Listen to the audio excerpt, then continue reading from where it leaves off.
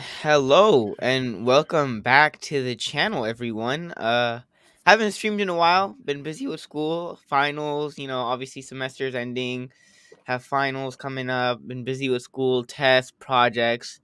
Haven't streamed. Been really inconsistent with it. But I'm back, and I'm back with a bang. I have the one, the only, the amazing, the phenomenal, the legendary, all the words that you could describe in the dictionary, all the great words you could describe Oh with no. my guest here, my amazing co-host here for tonight's stream, Vish. You all know him. A lot of you guys love him. Amazing, really knowledgeable. But I have the one and only Vish on, ladies and gentlemen. Man. Amin, you got to slow down with the superlatives. People are going to be expecting something they're not going to be getting. But I'm glad you're streaming again. I think you and I streamed together. Was that the last time you streamed?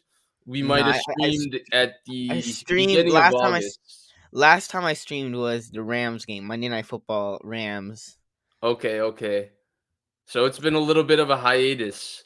I'm Yep. glad you're back though. It's always good to have you around and streaming, especially when you're inside the 49ers locker room here, getting the insight that you're not inside the locker room, you're inside the draft room. Yep. You're grabbing the insight. So let us know what it's like inside of there.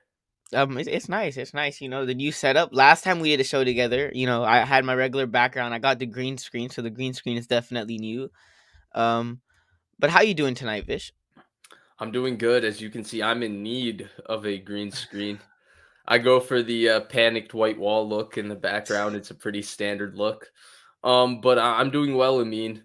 As you know, that I ran into a little bit of a hiccup with what I had to do like earlier this evening, so it obviously delayed our time. But I'm happy to be here, and I'm always enjoying streaming with you.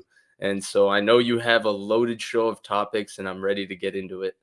All right. Well, without further ado, let's jump right into it. Starting off with before we jump into the matchup, obviously the Sunday matchup against the Dolphins, I want to talk about Jimmy Garoppolo. Jimmy Garoppolo, I mean, for the most part, has had a pretty good season, right? 16 touchdowns, 4 interception, completing 60% of his passes. Overall, surprisingly, a really good season for him so far. Obviously, with the injury to Trey Lance, obviously, a lot of Niners fans, including myself, were very sad about that. Then Jimmy Garoppolo came out the next week, he struggled against the Broncos, but for the most part, the last couple of weeks, he's had really consistent performances where he's had high completion percentages, no turnovers, been playing really good football for arguably November and October. The months of October and November has been playing really good football and has been doing what the Niners have wanted from Jimmy Garoppolo, what the fans have wanted from Jimmy Garoppolo, just to be a good game manager, do what you're asked to do, make smart decisions, don't put the ball in harm's way. And for the most part, he's been doing that. So what is your overall evaluation of Jimmy Garoppolo's season so far? Are you surprised in any way of Jimmy Garoppolo's season so far? Because for the most part, I mean, I would say I didn't expect this good from Jimmy. No turnovers. We're 7-4, and Jimmy Garoppolo, what Mexico City threw 4 touchdowns against the Cardinals. Jimmy Garoppolo has been really good this year.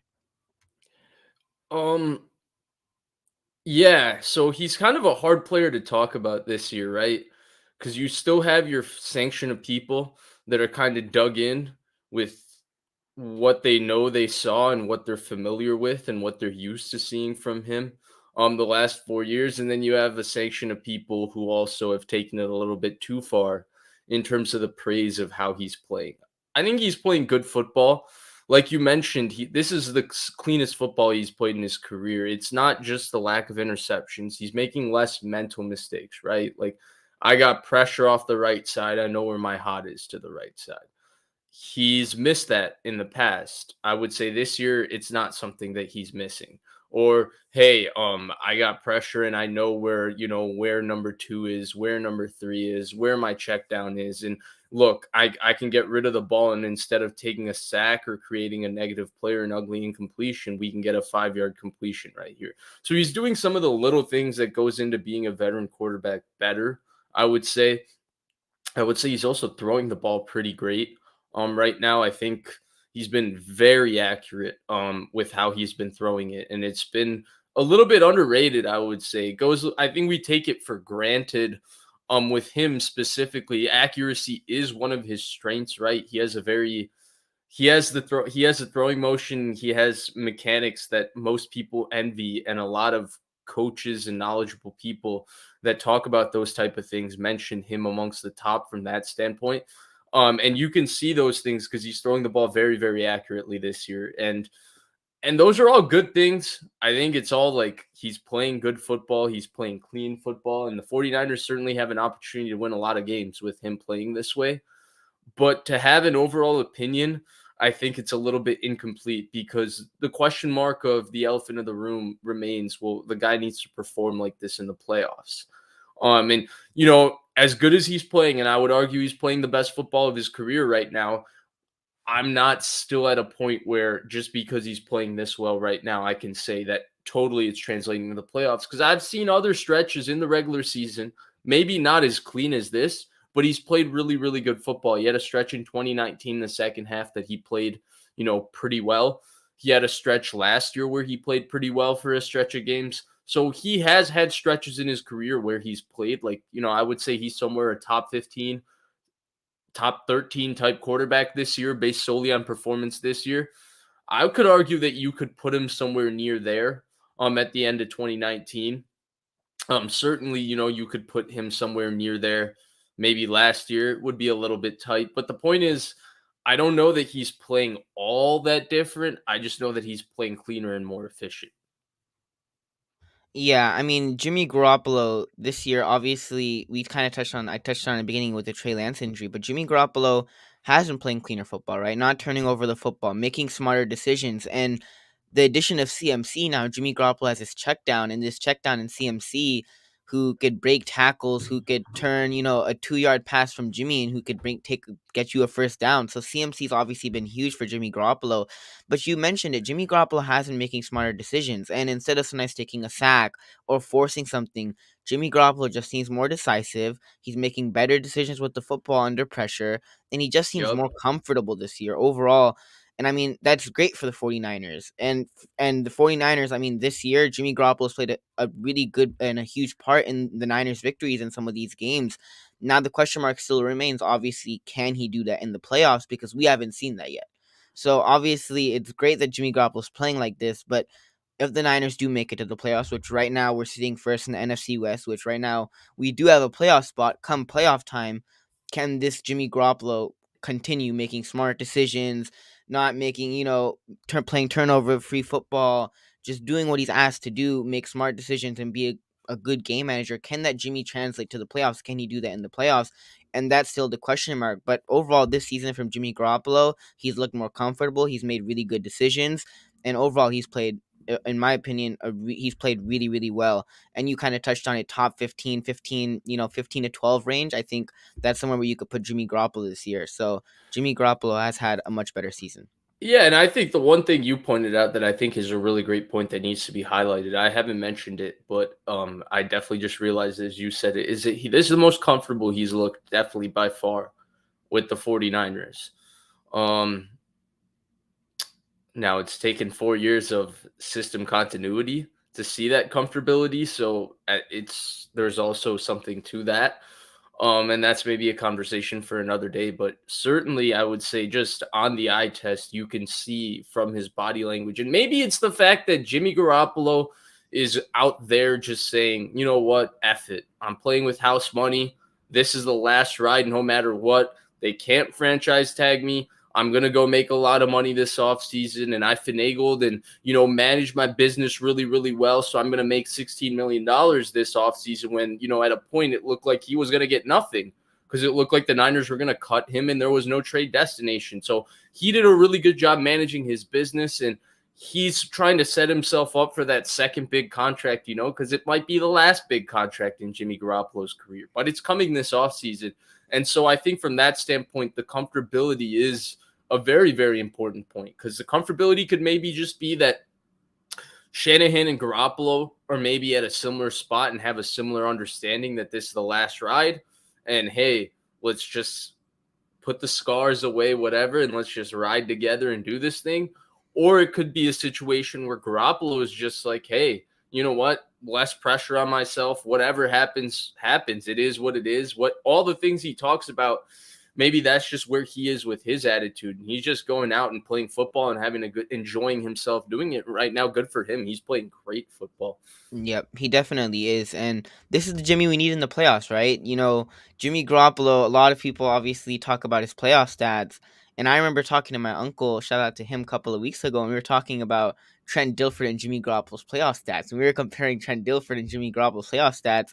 And they're Is that similar. a rabbit hole you want to go down? I mean, I'm not gonna go down fully that rabbit hole. It's a similar stat line, right? Obviously, it's a similar stat line. I think like Trent Dilfer had 4 touchdowns, 4 picks. Jimmy had like 4 touchdowns, 6 interceptions. This is very similar stat line. Now Jimmy did play 1 or 2 more games than Trent Dilfer, but this Jimmy, the one that's playing this year, who's looking more comfortable, who's making smarter decisions, this Jimmy, if that Jimmy can go into the playoffs, I mean, the Niners definitely have a really good chance. And if we could stay healthy, I mean, this year, I would say we've definitely had less injuries. Like there have been a couple of weeks, obviously that bye week knock against the on that Rams. wood. I mean, knock on that wood. There's definitely been less injuries compared to last year. I mean, last year every game there was at least 1 or 2 starters or someone would go down. Now this year there are obviously still injuries, right? Like Jimmy Ward broke his hand, and we were like, wait, Jimmy Ward got hurt, and obviously there are players that still get hurt because it is football, it's a physical sport. But there have been games this year where players haven't been injured and starters haven't gone down, and you go into the injury report on Monday, and Kyle Shanahan has no injuries to report. So that's also been another great thing. Now, obviously, we're just hoping for Armstead and Kinlaw to come back. Who knows when that'll happen? But Mitchell. and Mitchell, I think he's out for 6 to 8 weeks. I don't know if that was Yeah, true. he's Yeah, out for an extended period of time. And then McCaffrey is day to day. We'll see what goes on with that. yep. I want to say what's up to a couple people in the chat. We got Niner Gang Wolfcast. I know you were on with him yesterday, another Yes, 49er content creator. I saw that. Definitely go check out his channel if you haven't already. definitely. Another Indian Carcast. He's also another 49er content creator. Go check him out. Like it all kind of started from Vish, right? It was Vish, and then I came along. And there's been a bunch of other, Well, no, it started from, it starts from Grant. it starts from Grant. I'm just talking about Right. the Indians, right? Yeah. But it starts from Grant, and then there's like a whole Grant tree of like different content creators. Jesse, you, like there's like a whole tree, bruh. We got Helmet to Helmet 49ers podcast. Now they subscribe to my channel. I went out, I saw the name, I checked out their channel. I think they're a father and son duo, and they talk about the Niners game. Definitely love the content there. They post videos. Go check out their channel if you haven't already. Helmet to That Helmet sounds really 49ers cool. I'm going to podcast. check him out. That Go check sounds them out. awesome. Actually, go check them out. It actually was That's really cool. actually, Father son, I think it was. They were that's, talking about the Niners. It was really cool. It was really informative, really cool, really enjoyable to watch. So go check out their channel if you haven't already. We got Johnny Robinson says, "What's up, 49er family?" Willie Rodriguez says, "Vish and Amin the dream. Let's freaking go." Let's move on. Let's move on to the next topic. Obviously we kind of touched on Trey Lance getting hurt, and it's not talked about that much now. But like I mentioned in the beginning of the stream, that I haven't streamed in a while, and this was something that was buzzing around a couple of weeks ago about Justin Fields and how the Niners drafted the wrong quarterback in Trey Lance, and how Justin Fields should have been the right pick. And I mean, Justin Fields has been lighting it up. He's been lighting it up, has made some really great throws, has really kept the Bears in a lot of these games this year. And I know you were a huge Justin Fields fan. Like pre-draft, you were on that Justin Fields train. The Niners should go and draft Justin Fields. There was a huge Justin Fields train, not even just you. And then it was kind of like divided, right? It was like people wanted Justin Fields, or people thought Justin Fields wasn't the right guy, and they should completely yeah. stay away from Justin Fields. It was like this border of people liking and not liking Justin Fields. But do you think the Niners drafted the wrong quarterback? I know it's still early, but do you think the Niners should have drafted Justin Fields instead of Trey Lance? I mean, okay, so that's kind of a weird question because yes, because I've always thought that, but no, not based on what they've done in their career so far, if that makes sense. Yeah, that totally Yes, makes sense. I believe they should have taken Justin Fields, but I thought they should have taken Justin Fields before the draft because I thought he was a better prospect than Trey Lance.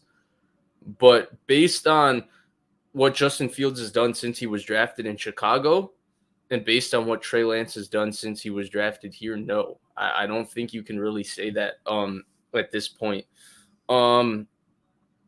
Justin Fields is playing really good football. The one thing I think that you can say is that he's definitely a better athlete than Trey Lance. Justin Fields is a special guy with the ball in his hands. It's almost at the Lamar Jackson level in terms of what he's doing with the ball in his hands, the kind of pressure he puts on defenses as a runner, how talented he is, how fast he is. Certainly haven't seen those type of traits from Trey Lance at this point. But in terms of where Trey Lance is in the pass game and where Justin Fields is in the pass game, I don't think it's that far off. And we haven't seen Trey Lance be able to do it, and he's been hurt. But in a lot of ways, he's been everything that was as advertised coming out. Like there's been nothing that's been different than what people talked about with him, right? He's been every bit in terms of who they described of him as a personality, and who he is as a person. He's reflected everything that way.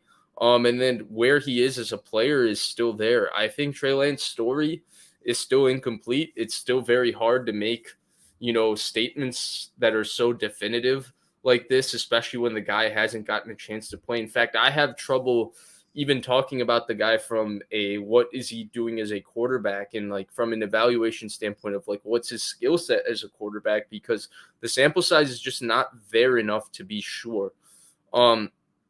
Now that being said, I do have some fears and reservations about Trey Lance, and maybe those are for another time and another day. It's just really hard to talk about them and mention them, just because right now I don't think it's fair to make those statements, just because I don't have a sample size. So, there's some things I think he does very well, and there's some things I have reservations for, but those things are going to remain a thought until I get to see him on the field a little bit more and have a little bit better idea of what he's doing. But in terms of Fields versus Lance, I don't think it's fair right now to sit here and say, well, damn, they should have picked Fields. Look at what he's doing on Sunday. Because, Lance hasn't gotten his opportunity yet. Now, I still think that it's going to take Lance time. And now we'll see if people have the patience to see that time afforded, because I definitely think there's a lot of ways to go for him at this point. And if you look at the way Shanahan calls the game, he thinks there's a lot of ways for Lance to go too. And so I say all of that to say, I know you didn't ask me this question for this answer, but yeah, right before the draft, all of that, I still think Fields is the better prospect. I still think they should have taken Fields. But now that they took Lance, I can't sit here and tell you, damn, Fields would have been the right decision, because that's totally Yep. unfair. There's no evidence that says anything of the otherwise.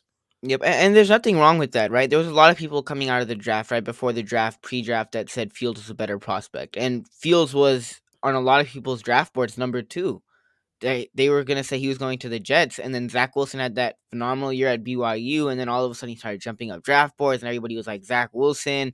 I forgot his name, Phil Sims, I think, right? Phil Sims, yeah. He had Zach Wilson over Trevor Lawrence. He It had him was as the best quarterback. Chris Sims, Chris not Sims, my Phil. bad. Chris Yeah, Sims, his my bad. son. Yeah, yeah. Chris Sims. I mean, the thing about it is that it's tough to say Fields was definitively the better quarterback than Lance, because you have to look at the factors here. Number one, Lance hasn't gotten the opportunity. He hasn't gotten the opportunity to play. He's obviously been hurt. He didn't get that much time last year. So Lance hasn't gotten the opportunities to play. And basing it off what, the 2 or 3 games at small sample size, I mean, the first couple of games in Fields' career weren't that great either, right? And obviously Lance is in a much different situation than Justin Fields in his first couple of years. Yeah, see, Obviously, that's the other thing. You can't compare yeah, what obviously it's they're asked different. to It's do on different. Yeah. offense in Yeah. Chicago, all of Yeah. those things. It's definitely different. It's definitely different. One with Matt Nagy, one doesn't have a great offensive line. Fields doesn't have the greatest No, offensive line. Didn't have weapons last year. I mean, it's a completely different situation. And one team relies heavily on his quarterback to do a lot, and the other team, obviously with the Niners, they don't really need Trey Lance to throw the ball 50 times a game and really be the superstar of the offense. So yes. obviously, it's definitely different. But it's too early to say Justin Fields was definitively a better quarterback, because Lance hasn't gotten the opportunities. And another thing about Fields is that Fields played his first last couple of years in college, right? He had that college year, so Fields has played consistent football. Whereas Yeah. Trey Lance, if you look at Trey Lance, he didn't have his last year of college. He comes into the draft. Now, obviously, was he still throwing the football? Was he still practicing, doing drills during the offseason? But Fields hasn't played it. Trey Lance hasn't played in a lot of football games consistently. So saying that Fields definitively was the better quarterback than Lance at this point, at this stage of their career, and saying that it was a mistake to draft Trey Lance or the Niners should have drafted Justin Fields. It's too early. And it kind of reminds me of Mac Jones last year. People were talking about Mac Jones and how the Niners should have drafted Mac Jones over Trey Lance. And Trey Lance didn't even play a game yet. But everybody's talking about Mac Jones because Mac Jones was looking good at New England. They made it to the playoffs when Lance didn't get an opportunity to even So show what he could do. So I'll say this, quarterback to quarterback, right? I'm 100% there with you. It's tough to compare him at this point with other people in his class and say they should have been the pick. He shouldn't have been the pick. Yeah. Totally unfair to make that statement. What statement I don't think is unfair is to sit here and say, man, if they just stayed there in 12 and didn't trade up for a quarterback and took Micah Parsons, they would be in a better situation. Because I do think that there's a good opportunity that with Micah Parsons, Nick Bosa, Fred Warner on the same defense, they go to the Super Bowl last year, even with Jimmy Garoppolo at quarterback. And heck, I wouldn't rule them out this year too, because to me, Bosa, other than Myles Garrett, Bosa and Micah Parsons are the two. I think Micah Parsons is the best defensive player in the NFL. And I think Bosa and Micah Parsons are the two defensive players that I would choose in the NFL. Those two and Sauce Gardner. If I was going to build a defense and you asked me, I had to pick three players. Those are the three players I would pick. And so I think we're talking about that special, like defensive player of the year, multiple time all pro. So when we're talking from that standpoint, I do think there is an argument for that conversation, if that makes sense. It I'm definitely assuming you makes wanted sense. to get to this comment because you pulled it up. I never talk about this because I don't understand how people can do this. We don't know what the quarterback coach's role is here with the quarterback. We're just kind of grasping at stones and pushing something out and pushing out a narrative, right? It could be that, Jimmy Garoppolo's in totally a different mental pace. It could be that he's healthy for the first time in his career in 5 years. There's so many different things that are playing into it. I don't think it's fair to push an agenda that a certain quarterback coach, who didn't succeed as a play caller in Kentucky, but play caller, quarterback coach, completely different Completely job. different things. Yeah. I don't think it's fair to say, well, he didn't do a good job and Greasy is doing a good job, or he did a good job and this person isn't doing a good job. I'll also say it's I mean, for veteran quarterbacks, it's not that hard to play quarterback when you're playing with this offense. You have this Yeah. defense, this running game, you have Debo, Kittle, Ayuk. Man, there's a lot that goes into that conversation. I don't really get into the, well, Greasy has been the one who did this, or this person did the one who was the one who did this. It's tough, man. You don't know. You just don't know. Man, one thing I do know is people don't like Scangarello. Like Niners fans No, no, no. There despise was Scangarello. so there were a couple rumors about him that circulated on Twitter.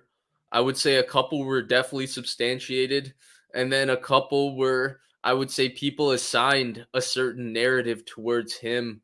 But I don't think that those things were necessarily all him. I've heard a couple things on the grapevine now.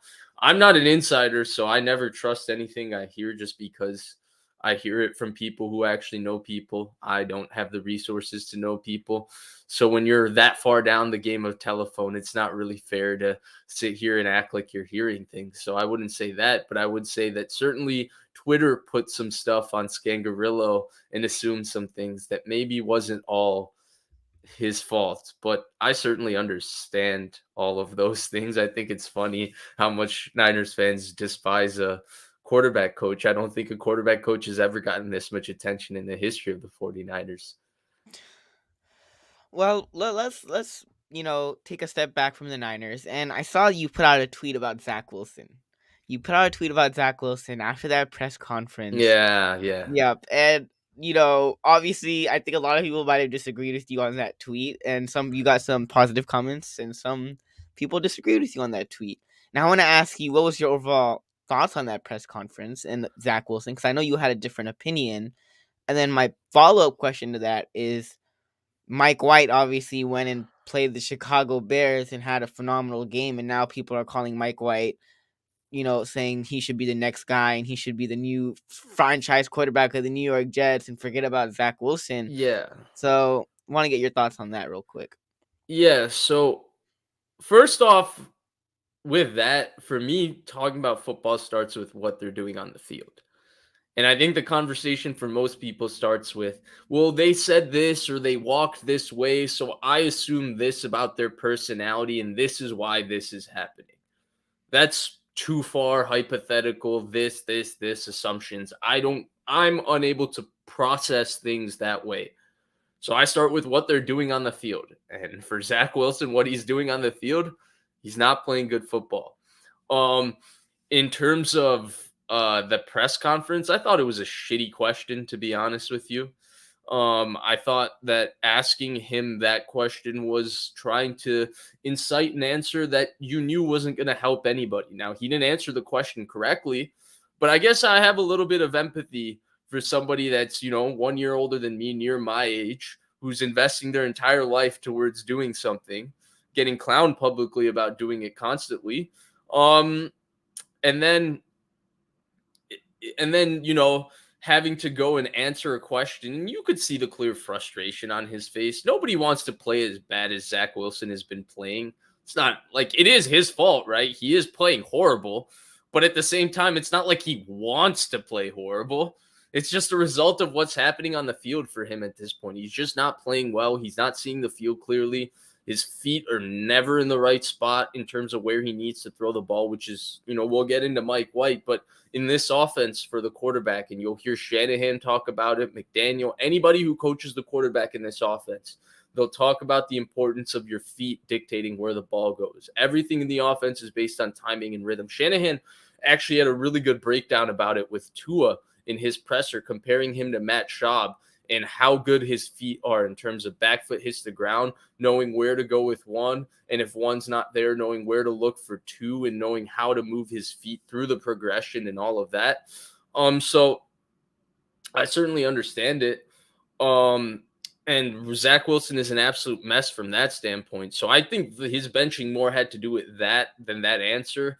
I think that answer was just an easy way for some people to confirm certain priors about him, which is totally fine. I completely understand it. It's how certain things go. I just don't put a lot of stock into what's being said immediately after the game, just because there are emotions involved. And now you can take an emotional step back, which is what the Jets did, and evaluated the film and said, yeah, this guy is at this point not our starting quarterback. Now, Mike White is a better quarterback than Zach Wilson now, but I don't see what the long term is for the Jets right now. Like, Mike White is playing certainly very clean. He's definitely playing better within their offense than Zach Wilson is. But in terms of talent, Zach Wilson is a lot more gifted than Mike White. And so, sure, like beating the Bears, they could have beat the Bears with Zach Wilson too, which is what I'm not understanding. They were 5-2 with Zach Wilson playing like the worst quarterback in the NFL. And so the goal is that Zach Wilson goes through all of this and he comes out for the better. And you have this football team that's playing really well around him, and Zach Wilson eventually plays better. But they moved him to the bench. I kind of understand that decision, but they're kind of treading water here with Mike White, because there is a ceiling to Mike White, in my opinion. And so it'll be interesting to see how they handle it. But I think that the Zach Wilson situation, gives an example of, how things, it's not going to look the same way in terms of personality and all of that. And the 49ers are also a better football team with more expectations than the Jets, which is why I was so shocked for the pushback of Zach Wilson. I thought that, we would have to sit here and really drive home the point that Zach Wilson has sucked every Sunday, because I thought Jets fans would just be happy to be 5-2 and be throwing out all the win stats. But no, Jets fans were all over how bad Zach Wilson has been, and rightfully so. He's been pretty horrible. And I say all that to say that with Trey Lance, I think we're going to see a little bit of a similar perspective, because the Niners with Trey Lance are trying to play the same game that the Jets were trying to play with Zach Wilson. Is we know he's not there right now, but we think he can get there, and we're going to play really good around him, and we're going to manage him where he's just going to get better week to week to week. And, like they knew week one, you could see with the way they called the game week one, the start of week two, the way he was in the preseason, they understood that, Trey Lance wasn't there yet. But they were thinking, well, if he plays week one, he plays week two, he plays week three, and the rate he's getting better, by week 13, he could be exactly where we need him to be. And we'll manage him until week 13. We're so good, we'll get him to week 13. Unfortunately, he got hurt, so it rid us of that. But we're going to have to probably see that exact same process next year. I do think the one benefit Trey Lance has that Zach Wilson doesn't is Trey Lance seems to be the kind of guy that is very likable, and not seems. I think we can all say that he is very likable. As a fan, I find it very easy to root for him. Zach Wilson is not that way, so I think that he might be afforded a little bit more time from the fan base. But I do think that, I know you wanted to talk about Mike White and Zach Wilson, but I do think there is a relationship in terms of like Mike White is kind of their Jimmy Garoppolo, certainly not as Yeah. good, but in the sense that there's a level of play that you can get from him that's maybe better than where your young, talented quarterback is right now. But the talented guy is the one that can really be the guy that you can rely upon, that can be a guy for the next 10 years. Yes. Looked Yeah. at as a franchise quarterback. Zach Wilson does have that talent. Trey Lance does have that talent. That's what made that quarterback class so unique, because all five of those guys had a path where they could become one of those guys. And that's the quarterback everybody is looking for. And so I do think that, we'll see what the Jets end up doing, but there's a ceiling to that football team with Mike White. There is. Yeah. And as bad as Zach Wilson is, and it is bad, it is bad. They were still 5-2 with Zach Wilson, and there's still enough talent and potential that you could hope that maybe something turns out. Yeah, I mean, this whole Zach Wilson situation, now you kind of touched on the press conference. It was kind of a messed up question to ask, right? But obviously, as a reporter, you're going to ask that question. It was obviously after the game, emotions are high. If I'm Zach Wilson, I know I played a horrible game. My team lost. We only put up 3 points as a whole offense, and I personally didn't help, and obviously asking that question, emotions are high, right? And Yeah. we've seen quarterbacks lose their mind or have a fit or have a temper tantrum in a way after games, right? For example, Ryan Leaf. There was one game Ryan Leaf struggled against the Chargers as a rookie, against the Chiefs as a Yeah, rookie, he flipped and out in yeah, the and he flipped locker out. room. Yeah, he flipped out of the locker room, Yeah, right? yeah. That Obviously, clip is famous. that clip was famous, right? So like obviously we've seen it before. And after the game, as a quarterback, you're thinking about what you did wrong, what you did right. You're thinking about the game, and obviously I have sympathy towards Zach Wilson in that situation, but he didn't answer the question correctly, right? Obviously No, saying he no, didn't. he didn't answer the question correctly. The thing about Mike White is that you mentioned it. Mike White has a ceiling. Now, to say Mike White is a franchise guy or, bench Zach Wilson for the rest of the season, I mean, Zach Wilson could have beat the Bears, especially without Justin Fields and Trevor Siemian at quarterback. Like, Zach Wilson could have gone out and did what Mike White did this Sunday. It wasn't that hard, No, no, especially he when wouldn't have done what Mike White did, not in the but he sense would have of, played well yeah, enough he to would have beat played the enough Bears. well enough for Yeah, them to win, yeah, right? They yeah, would have yeah. still won. Whether Zach Wilson's in that quarterback or Mike White, they still would have won Right. the game. They were winning that Yeah, they're football winning game. that football game Yes. either way. Didn't matter which quarterback was playing; they were going to win that game. So it didn't really matter if Mike White was in there, Zach Wilson knew either way was going to win that game. And I mean, Mike White, I mean, he does have a ceiling. So at this point in time, Mike White obviously, you could say can do more right now than Zach Wilson at this stage of their career. But Zach Wilson, like you mentioned, he has the upside, and he could be your guy for the next 10 years. I don't think Mike White can be your guy for the next 10 years or even the next 3 years. Whereas Zach Wilson, if you develop him properly and he becomes what you think he can be your quarterback and your franchise guy, which obviously every team wants a franchise quarterback. The Bills found it in Josh Allen. Miami, Tua isn't playing great this year. So right now, this year, he's looking like the franchise guy. Right. The Chargers found that in Justin Herbert. Chiefs found that in Patrick Mahomes. And you look Bengals. at the Bengals, right? They found that in Joe Burrow. Lamar with the Ravens. Now he still has that contract, but we'll see. Obviously, I think he'll re-sign with them.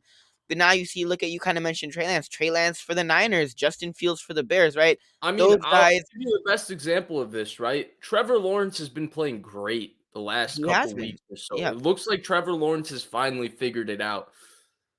It was kind of underrated because it was in Jacksonville and there was Urban Meyer and all of yeah. that, but it certainly wasn't as good as people thought it would be for Trevor Lawrence right away coming out of college. I He mean, we wasn't were in a good talking about situation. He wasn't in it a good was the situation. situation, but it was also where the player was in terms of polish. He Yeah, came from a very college offense, asked him to throw a million screens. He maybe wasn't as consistent a thrower as he was made out to be. He certainly had some misses and some plays that would leave you wanting even at Clemson. But we knew the potential was there. And now, to his credit, he's not done anything stupid that's become an extra story away from his play like Zach Wilson. and he's certainly not played as bad as Zach Wilson. But I do think that in terms of play in general, um, it certainly wasn't all good. Same with Justin Fields as well. But you find a plan, you find what works, and look at Fields the last 3 or 4 weeks. It's been explosive. It's been terrific. Lawrence has looked really good. I mean, it culminated with last Sunday being the game of Trevor Lawrence's career thus far, taking them down the field late, throwing a strike on that 2-point conversion. There were just some big time special, like wow type throws from Trevor Lawrence. I watched that game back actually this morning. So I'm very familiar with what Trevor Lawrence did this morning. So yeah, I do think that it's exactly what you talked about. There's an aspect to this of yeah, he was horrible. He is playing really, really bad. And I understand when Salah says like we're scared we might ruin him forever because some of the stuff that he was doing was like it's just bad in terms of where his feet are, how he was just processing things. He just didn't seem to be seeing the field. So I understand all of that to try and do a mental reset, but there's not really an upside here with Mike White, No, given that there you were still winning yeah. games with the 35th best quarterback in the NFL. And I say And 35th because yeah. legitimately guys that are backups right now, like Jacoby Brissett and Jameis Winston, are playing better football than Zach Wilson this year. And so it's like the 35th best quarterback. You were still 5-2. The guy still has a ton of talent, a ton of He does. talent. He has way more talent than Mike White. Way more. Right. And so that's where I just didn't understand the decision of, well, you can continue to maybe they thought that because they were winning, Wilson just wasn't going to get it in his head. Like they And had to go if make a that was drastic yeah. decision for him to really sit down and do a introspection and self-reflection and really improve himself from a polished standpoint. Maybe all of those things are true. It's really difficult to have a conversation when we don't know these details. But yeah, that would be my kind of If that was the thought process behind it, then you know if you bench him, I'm okay with that, right? If that was the thought process, right? Kind of like what Mo said. But you get that upside with Zach Wilson that you don't get with Mike White, and you kind of already touched on it. Same thing with we hopefully feel with Trey Lance that Trey right. Lance can be that guy for the next 10 years, and that's why the Niners, in a way, that's not the main reason, but that's one of the reasons why the Niners drafted Trey Lance because they thought Trey Lance, obviously coming out of college, he wasn't in a lot of people's eyes. He needed a year to develop, but the Niners said if we give him that year to develop, or once Jimmy's done with this year, coming into this year, this is the year where Trey Lance can develop. He starts off maybe slow, and then he could get better game by game by game, and hopefully become, our franchise guy. And obviously, we kind of touched on the other teams that do have their franchise guy, but we were hoping that he could be that franchise guy. And so it's a little different, right? I do think that there's a case that the New York media makes it a little bit Yeah, harder than comparing it 1-to-1, right? Because the one thing I think the Niners had, and the Jets had this, but it didn't seem to matter, is that they feel like they can instill Trey Lance's confidence and grow his confidence because they're going to be winning as yeah, they're going to be, playing him and as he's going through his growing pain. So they feel like, he's going to get more confident and comfortable because we're so good around him that we're going to keep winning. And that's going to allow us to slow play his development. On theory, on paper, it's a great yeah. plan. Unfortunately, due to injury, It didn't work out. we haven't been able to see that plan get implemented and see where Trey Lance kind of ends up given the chance to play. Now we're going to see that next year. Where it made a difference, I guess, in New York is nobody gave a rat's ass that this is the first time the Jets are good in forever. They didn't give a crap that they were 5-2 with Zach Wilson. All they saw was how bad Zach Wilson was. And it was bad, so I get it. It's what And I just mentioned. To Zach Wilson's credit, the only two losses came against the Patriots, and Bill Belichick's makes Right. rookie quarterbacks look stupid. Right, but the other 5 wins were not because of the Yeah, quarterback either. He was terrible in those games. There's zero way to mince words. Other than the Bills game, he was horrible in every single one of those games. And there's no other way to say that. It's just funny because I would have thought, and it's just what I guess I said before. I would have thought, and maybe it was the negativity stemming from Elijah Moore and Garrett Wilson and these people and how they were talking about him. Maybe it is, as Mo said, a personality thing and an issue with his maturity. I find it very difficult to comment on those things, even based, I find it very difficult to comment based on those things based on a one-word answer to what I thought was kind of a BS question. Um, Especially when I don't know the guy personally and all of that, I don't think it's fair to make such assumptions. So I'm not going to talk about the maturity stuff. I can talk about what's tangibly happening on the field, and what's happening on the field is bad. And so, but I just thought that the way they would spin it kind of is that, see, I don't even know that. I don't know if you can say that It's today. early. It's early, but yeah, Yeah, and but the point is, the point in all of this, and I don't want to sound like I'm defending Zach Wilson because there's no defense for his play, but I do think there's quarterbacks who have played poorly. In fact, I thought Jimmy Garoppolo was pretty horrible at the start of 2019, and the 49ers were 8-0. And nobody cared.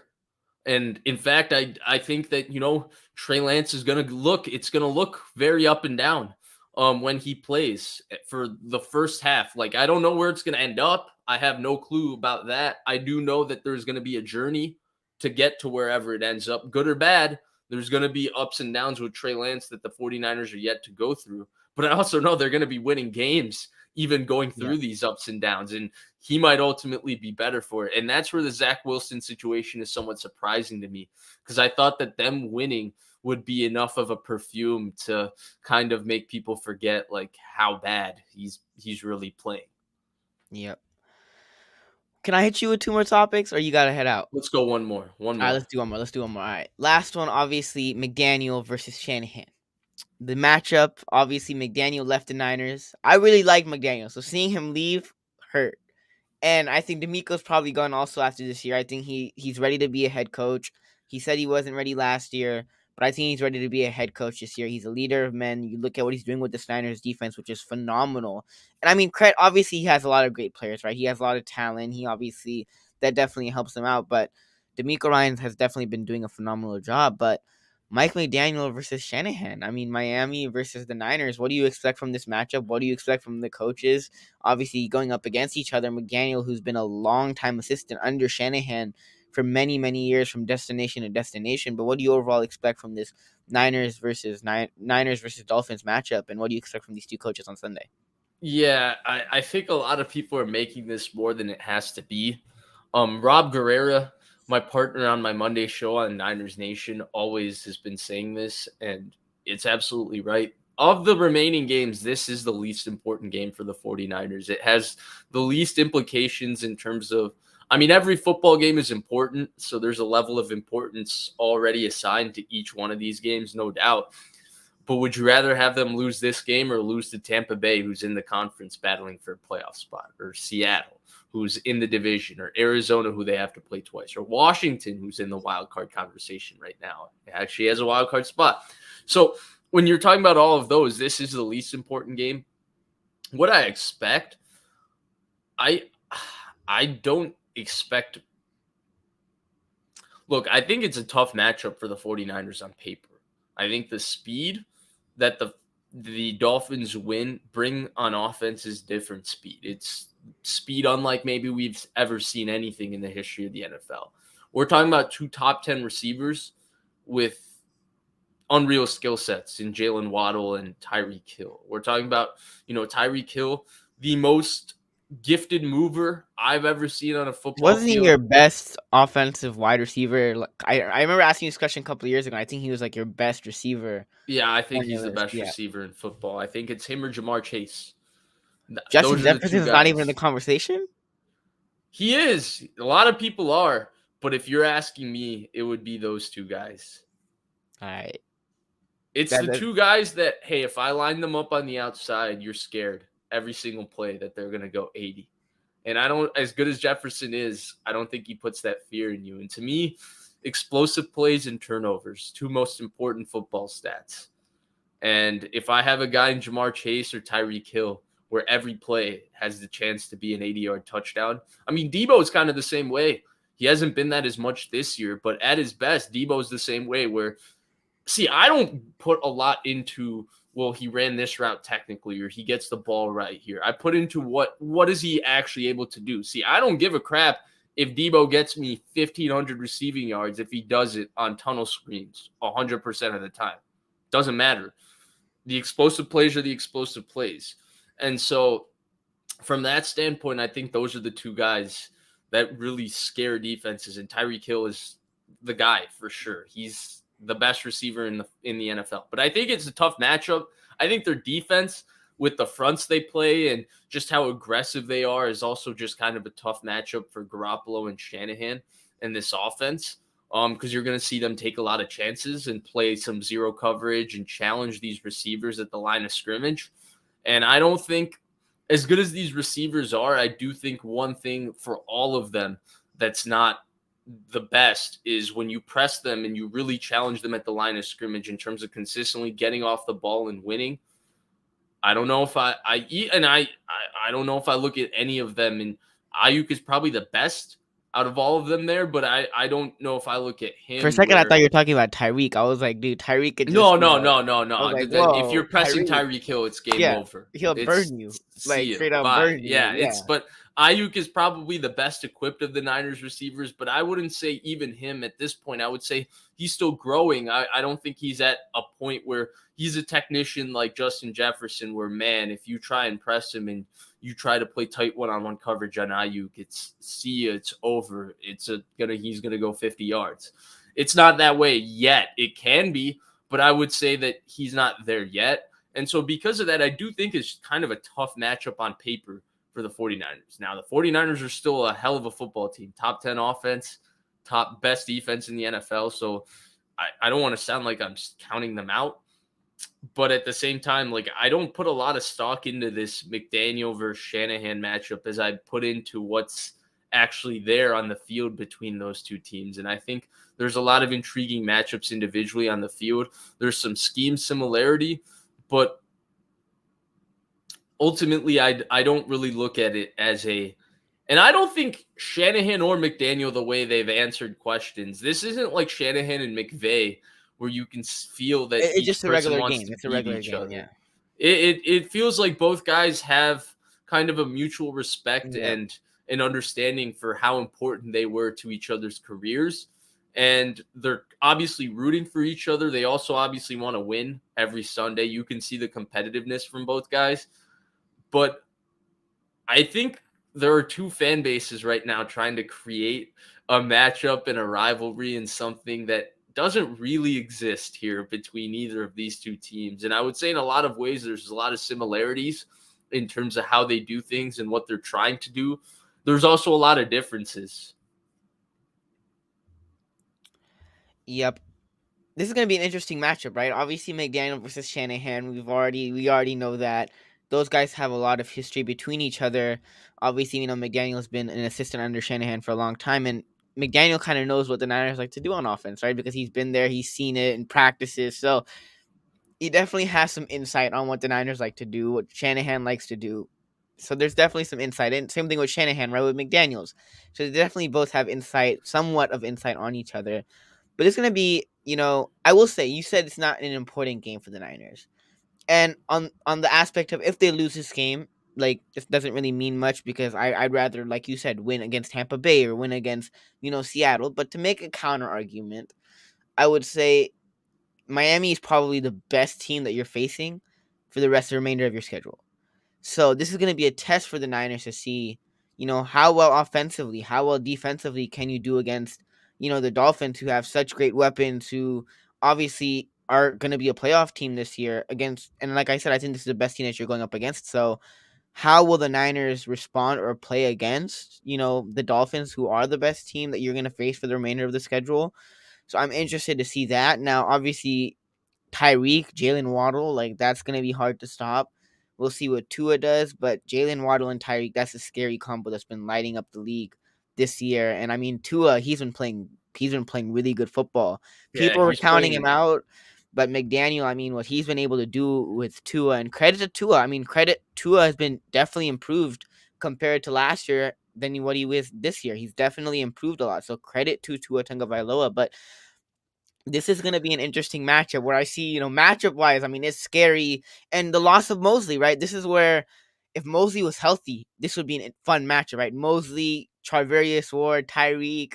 and Jalen Waddle. Now I still think Tyreek and Jalen Waddle still have the upside, and they still have Yeah, not the I was upside. They gonna still, say yeah, they there's still not a have, corner duo that yeah, you they could still really have, put in front of those two yeah, guys and yeah, have confidence. But you're yeah. absolutely right. I mean, you're absolutely right. Yeah, but this is gonna be a fun matchup. Overall, definitely looking forward to it. Two guys that have a lot of history together. I'm interested to see what Kyle pulls out of his bag. Will he go out McVay on him and pull out all these tricks and try to one up McDaniel and try to pull out all all the No, cards from the bag? We'll see what happens. We'll see what no, happens. I think the one thing you're gonna see them do on defense is they're gonna be very disciplined. So they're gonna play a lot of zone. They're gonna play a lot of too high. They're gonna keep the game in front of them as best that they can. In terms of Tyreek Hill and Jalen Waddle, they're gonna keep the game Yeah, in front of them, and they're gonna make Tua play ugly. And as well as Tua's played, and Tua's playing with unbelievable rhythm. He's playing with great anticipation. He's playing with a great sense of timing, and he's a very accurate thrower. And all of those things are on display right now. I still think, and the way they have their offense structured and who they have for weapons, I think everything Tua does kind of works, and everything is working, in unison. But I still have some questions with Tua in terms of how he's going to function from a contested pocket and how he's going to function with people around him. And he certainly had moments of magic with people around him this year. So I don't want to sound like I'm discrediting him. What he's done this year has been terrific. The guy's in the MVP conversation. yeah, But I do think the Niners are going to challenge him on defense, they where they're definitely are. going to, they're going to rotate a lot late with their safeties. They're going to change who comes and who doesn't come on third downs with their fronts, and they're going to make it hard. They're going to make him play out of tight pockets and make good decisions and see if he can really play quarterback. Um, and he's done it at a high level so far this year, so there's no reason to think he's not going to, but they're going to challenge him for sure. And I think how he plays actually is going to dictate what the Niners do. Because if they're able to rattle him by putting pressure on him and playing defense that way, I don't think we see aggressive Shanahan. We see them call the game where they're going to be Yeah, comfortable winning it with their defense. Like he talked about it today. I thought his presser today, by the way, I mean, I don't know if you had a chance to hear it. I did not. One of the best moods I think he's been in a while. The guy was Shanahan was giving in a good mood during a press He's conference giving today. great answers. I don't recall Grant asking a question, so maybe that had something to do with it. But no, I'm kidding. But and I think Grant would make that joke as well. But yeah, I mean, Eric Branch did ask a question, so maybe Shanahan got peeved off, but that was a little bit at the end, and it was a good question too. But they have their little banter and back and forth as well. I say all of this as a joke, but more importantly, he gave some really detailed and in-depth answers today. Yep. Well, that basically wraps up the show. I really appreciate you for giving me your valuable time. Obviously, Vish is phenomenal, someone that I look up to in the Niner YouTube community. So definitely pleasure having you on. Whenever I got to talk football with you, Vish is obviously great. We had a couple more people come in. Swan Song, obviously, Swan, Mose Knows, another 49er content creator, NFL content creator, does fantasy. Go check out his channel if you haven't already. Another amazing 49er content creator and NFL content creator in general.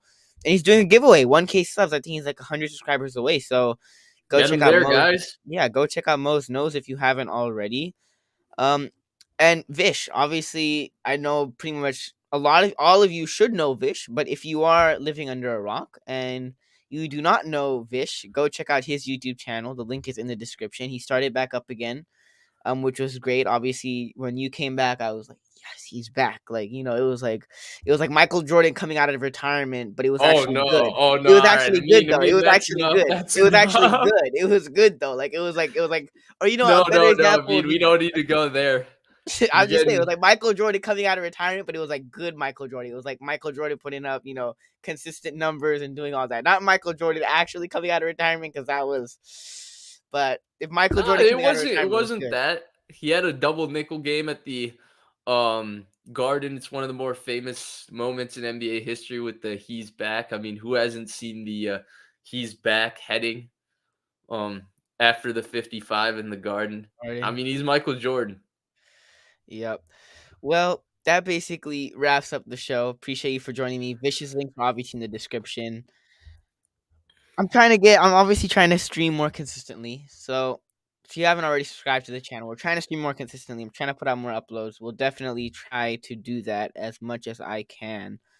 He's Uh, just busy. He's got I'm school. busy, This man. is Amin the School's dream. busy. I feel it. Like Vish said, guys would be busy with school, then he'd be like, I'm busy with school. But I feel it now. Now I'm in high school and being busy with school, getting like 3, 4 tests, projects. Finals are coming up in December. Like Yeah. it's busy. Like it's really, really busy. Yeah, and it's hard. And I would say I could empathize with this so much. And I'm still kind of in that situation. I probably don't ever stream as much as I would like to, because Yep. I genuinely do streaming and all of it because I like it. I like Yep. the conversation. I like to be able to talk about all the things I research over the course of a week, and I research those things out of interest. But priorities take precedence, and that's where like it can be frustrating over the course of a week. Like I certainly definitely still don't stream as much as I would like to. Now, Yep. part of that is also my own laziness. Like, don't get me wrong. Like, there's days where I probably could stream. I just Yep. would like to relax a Relax. little I bit, feel maybe. that also. Yeah, I have empathy a towards that hundred also, right? percent. I'll But come home sometimes and I'm like, it's like I could, but I'm like, do I want to? Like, do I want to sit here, set everything up? exactly, exactly, and And it's something I enjoy doing. So I completely empathize to that because I want to stream, right? And it's something that I enjoy doing, right? Seeing all these people in the chat talking about the Niners or team that I love, like it's obviously something that I enjoy doing a lot. And I wish I could do way more of, and I wish I could, not have to go to school, not have to worry about my tests, not have yeah. to do all that, and just stream and go talk about football and just learn football, watch football, like just enjoy and just do this. But it's obviously difficult with school and having your life, and but so I definitely No, that's exactly it. Like, I wish I could prioritize it more. Is basically what I'm yep, trying to say. yep, But at the end of the day, you have certain responsibilities and priorities yep, in life, and yep, those things have to take precedence. So, yeah, I agree with you 100%. Amin, thank you for having me.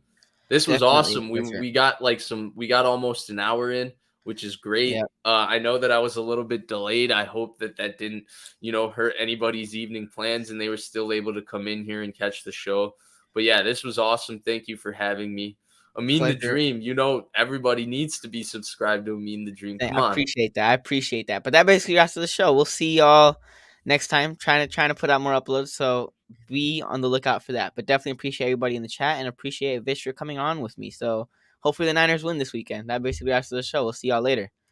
Peace.